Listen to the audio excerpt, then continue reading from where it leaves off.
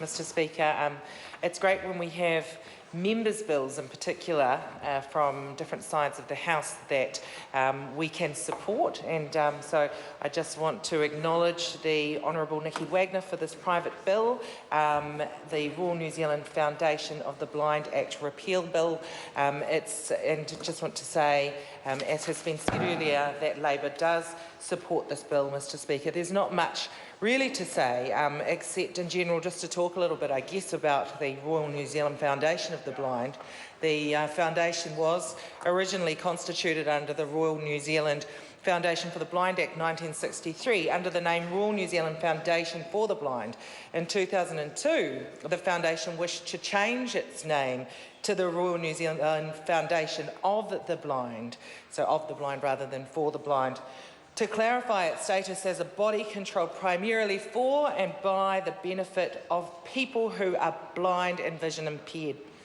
The foundation also wished to modernise its structure, giving it the characteristics of an incorporated society, and to provide for the possible future registration of the foundation as a society incorporated under the Incorporated Societies Act 1908. To that end, the Royal New Zealand Foundation of the Blind Act 2002 was enacted. The Act was structured in such a way as to become spent if the foundation chose to exercise the option to register as an incorporated society.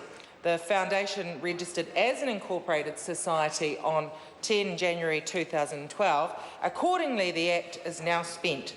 The foundation considers it desirable that the Act be repealed for two reasons. One, keeping the Act on the statute books causes confusion, as it suggests that the foundation is still a statutory body when it is not. And two, the repeal of the Act will emphasise the foundation's status as completely independent from Parliament.